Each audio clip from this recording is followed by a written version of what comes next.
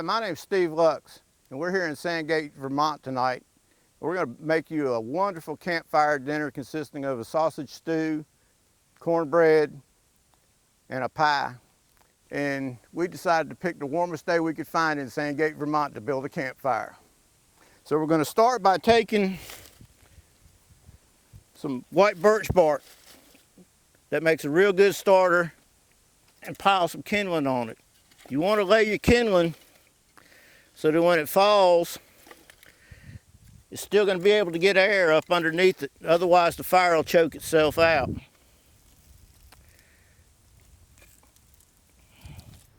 I'm going to use white oak to make the coals because the white oak that we found had fallen down in a recent storm and it's dried out a little bit, but it's still got enough moisture in it to where it'll make good coals rather than just burn straight to ash. Right now we got the fire started and it's starting to burn itself down. We're going to add bigger wood as we get more fire in there. And it's probably going to take us 35-40 minutes to make coals to where we can start the actual cooking itself. Well, we got the fire about where we want it. I got some logs to turn into coals. I got them underneath the grate, and I still got a fire running in the back so that when the time comes, I can keep adding fuel to the fire as it cools off. So what I'm going to do first is I'm going to put my pot here and let it start preheating. We're going to make a stew, and it's got sausage, some leftover pork tenderloin, onions, leeks, garlic, tomatoes, carrots, and little red beet tomatoes. So I'm going to start by taking the sausage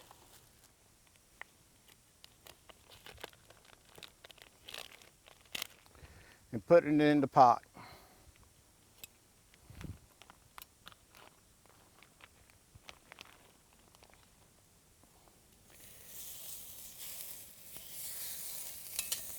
It's good local sausage made here in Vermont.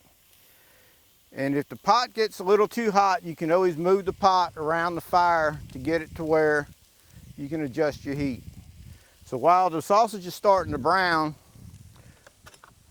we're going to start preparing the vegetables to go in the stew. First, we're going to peel the onions.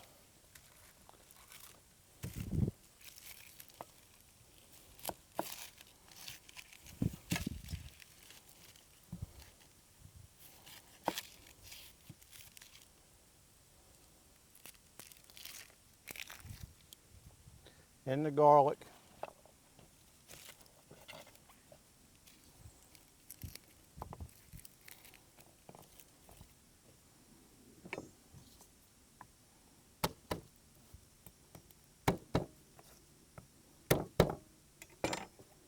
If you crush the bulb a little bit, it just makes it easier to peel. And you want to catch it right there at the root end.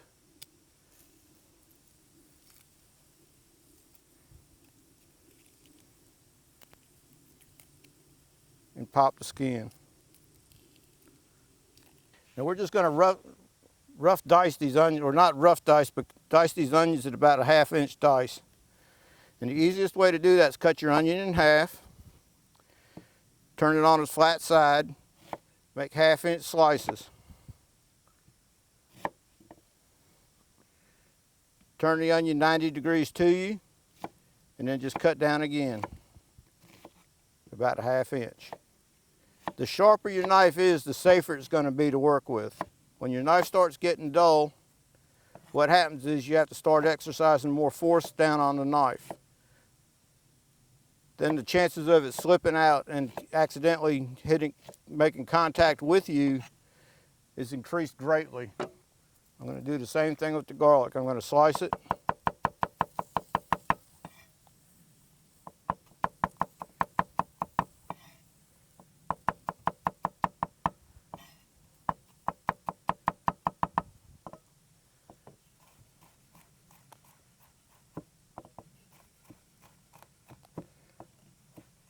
All right, from what I hear, it sounds like we need to check on our sausage. Okay, you can see the sausage is starting to brown.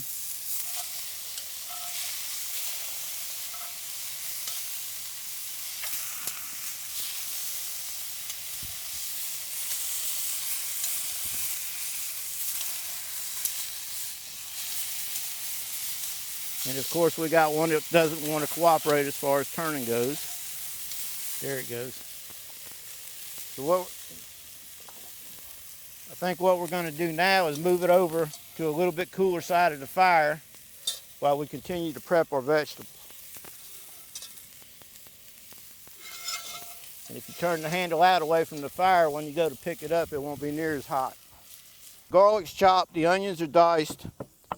What we're going to do next is start preparing the leek. We're just going to put the garlic and the onions in together so that when we go to put them in the kettle, they'll all be in there at the same time. All right, in order to prepare the leek, what we're going to do is we're going to take the outer leaf off.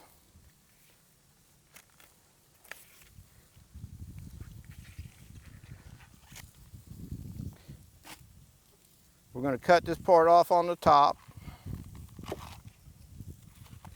but we're going to save this little piece right here because that's still good. These outer darker colors are going to be a little tough. Then we're going to split the leek, leave the root end on because it's going to help hold it together while you're working with it.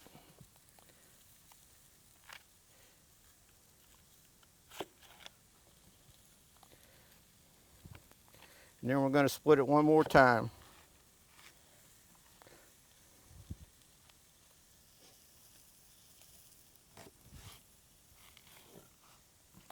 And then just cut down about a 1/2 inch.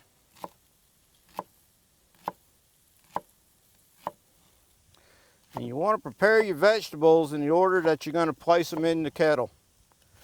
The onions are going to take longer to cook, and the potatoes are going to be the longest things that we're going to have to cook. So what we'll do next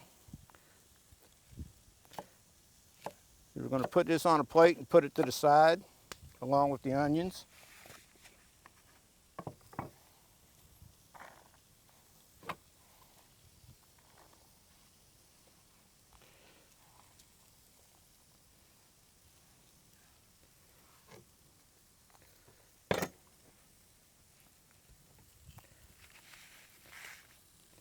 And we're going to start with the carrots and then the potatoes. We're just going to nip the ends of the carrot. They were just picked less than an hour ago and scrubbed.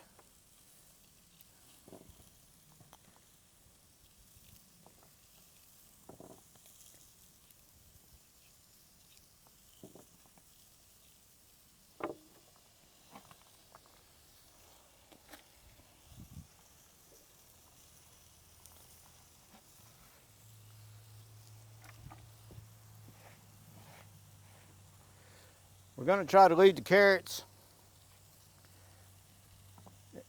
in pretty big pieces.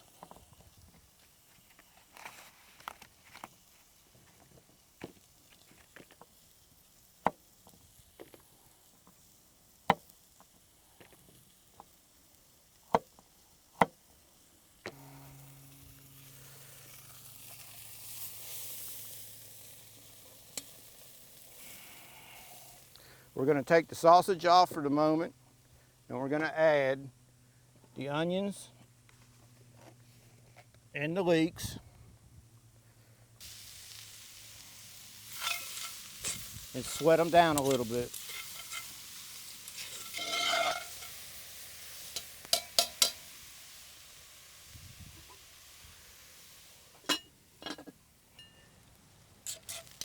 The leeks and the onions have picked up a great caramelization. So what we're going to do next is cut the potatoes, add the potatoes and the carrots and the vegetable stock, and let the carrots and the potatoes start cooking. We've got some small red potatoes, so I'm going to cut the littlest ones in half, and the bigger ones in quarters, just so that everything again stays the same size.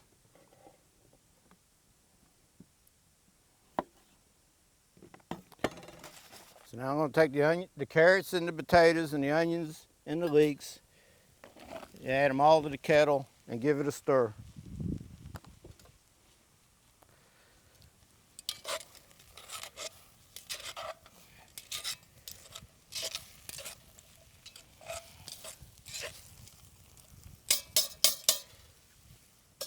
I've got a box of prepared organic vegetable stock here.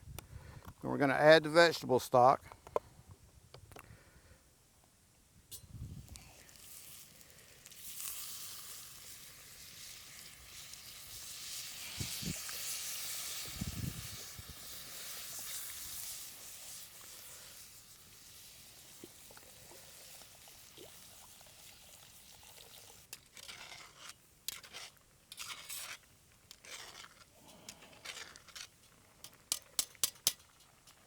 I think this vegetable broth is reduced enough to where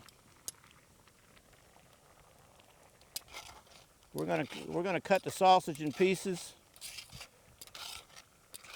And I got some leftover pork tenderloin that I'd cooked on the grill the day before yesterday, and we're gonna add that to the stew.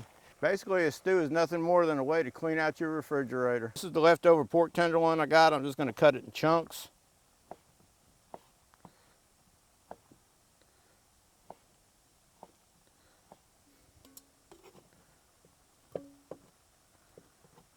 Okay, we're gonna add this to the stew.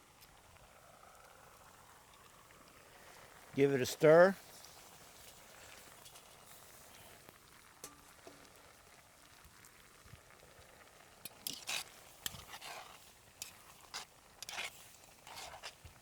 Slide it off to the edge of the fire so it can just simmer till it's finished.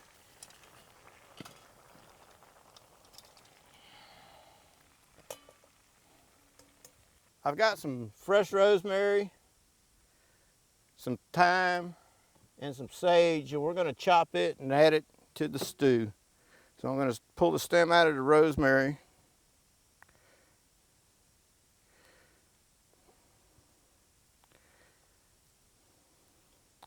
And if you pull it against the leaves, it'll usually just come right off.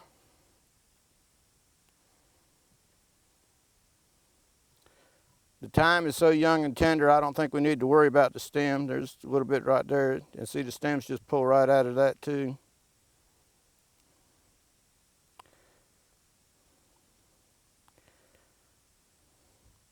And then I got some sage leaves here.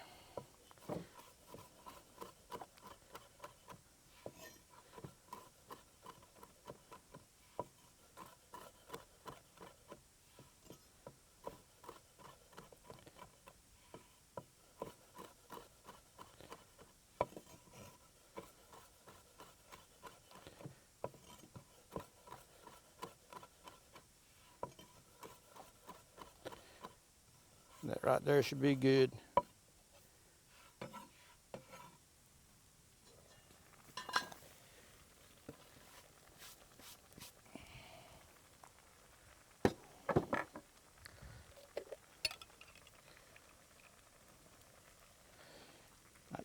That's just about a little bit over a teaspoon of kosher salt.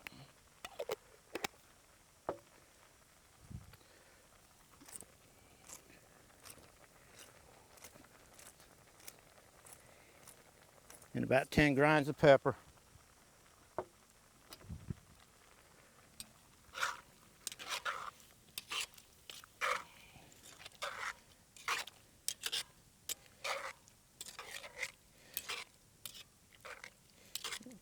Let's check and see how far those potatoes are cooked.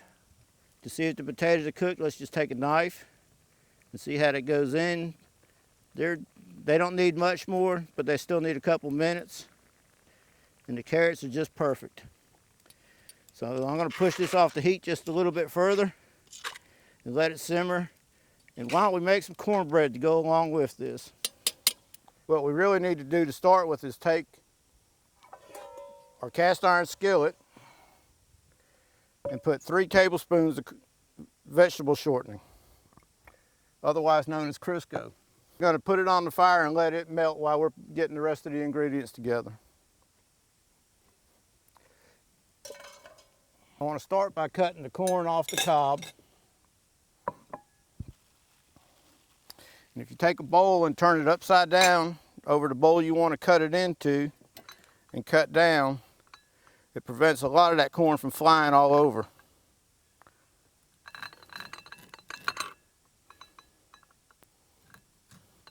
I don't know where I learned this, but I'm sure I ripped it off from somebody.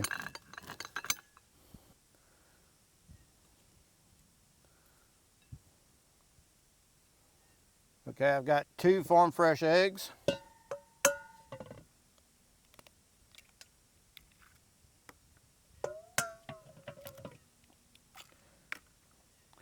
Some salt. It's a tablespoon. And 2 cups of buttermilk.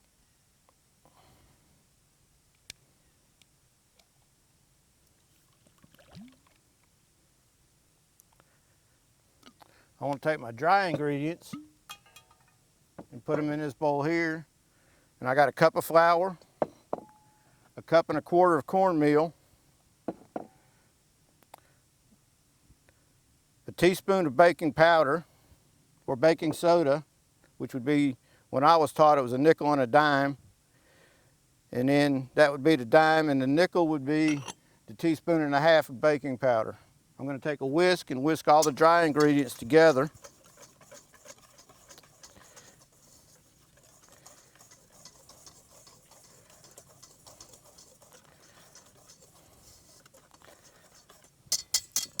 And then whisk the buttermilk and the eggs.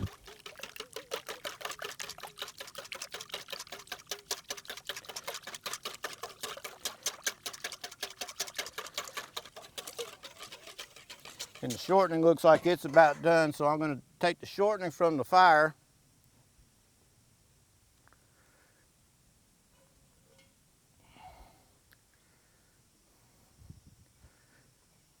and whisk it into the eggs and the buttermilk.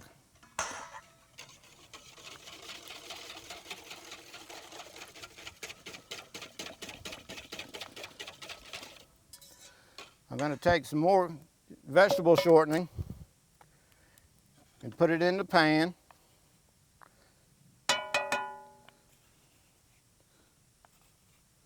Probably about a teaspoon and a half, and put it back on the fire.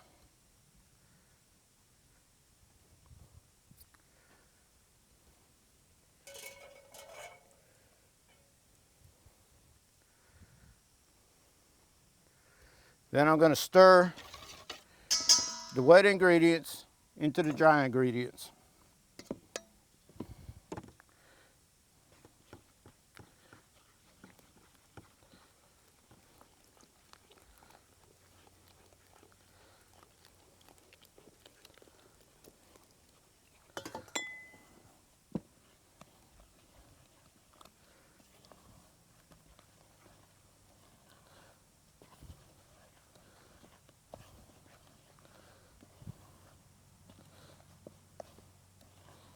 It's going to be a little lumpy, but I'm not too concerned about that. I'm going to add the corn.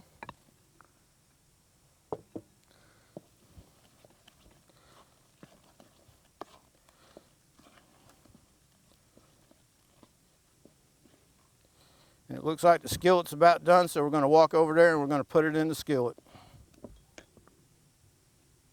I want to take the skillet and bring it out here to where it's a little bit level. The grease is good and hot like I'd like it.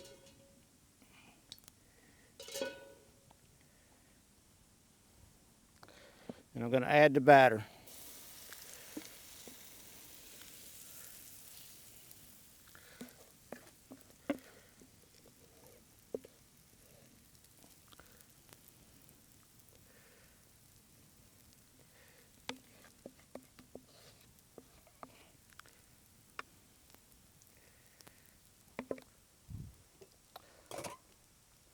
I'm going to slide it back out here over the heat.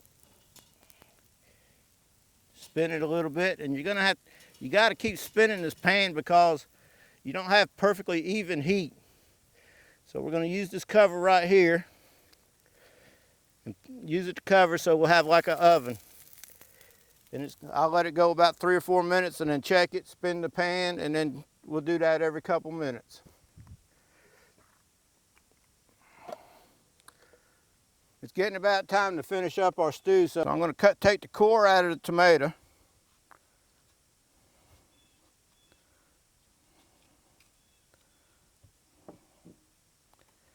And I'm going to take and cut the bottom end off to give myself a flat spot.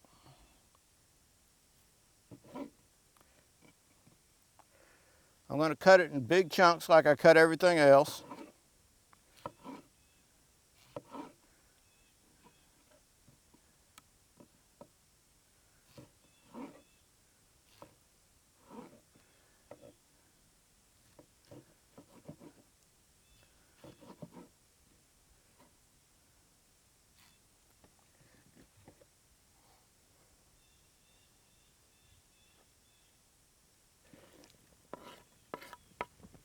All right, I added the tomato, and let's give it a stir.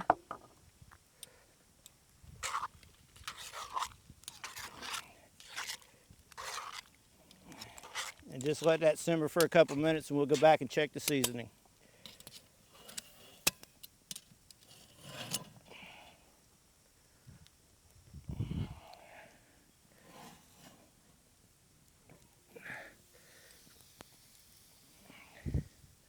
All right, I can tell that the cornbread is more than, it doesn't need to sit over the fire any longer, but what I probably need to do is pile a few coals on top of the lid so that I can brown the top. And in order to do that, what I'm going to do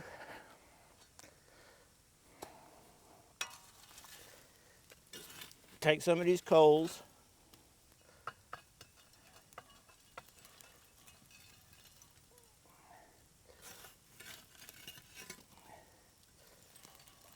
and just heat the lid up. Add a few more bricks out here to the outside.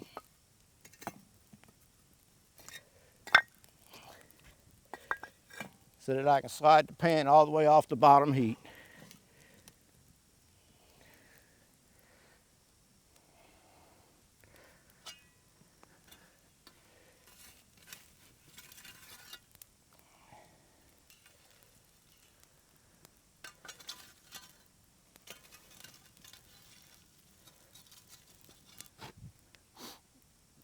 Now it's just a question of waiting.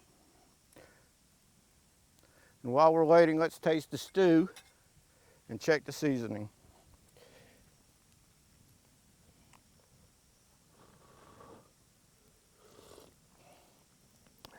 And it's pretty good just the way it is. We're going to make a rustic peach blueberry pie, and we're going to cook it over the fire like we did the cornbread. And the recipe for the pie dough and the recipe for the whole pie is going to be linked to the recipes below. We had some peaches and some blueberries that we had picked. The peaches were in the refrigerator. The blueberries we picked in the last few days. We added a little bit of lemon juice and a little bit of sugar, like a teaspoon or a tablespoon of sugar, and mixed it all together, and then filled the pie crust with it and folded the edges of the pie crust in.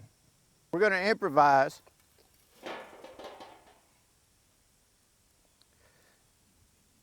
Because we don't have a top big enough to fit this skillet.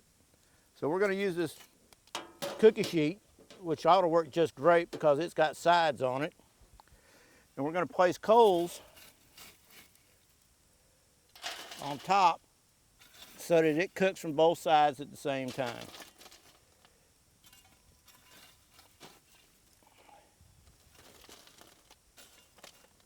So we'll give this a couple minutes and then take a look and see how it's progressing. The cornbread, as you can see, came out great. I slid it way off the fire now, so we're just sitting there letting it stay there, stay warm.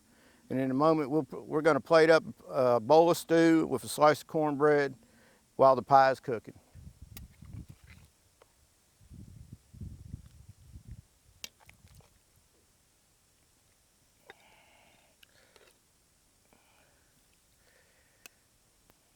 And cut a wedge of cornbread.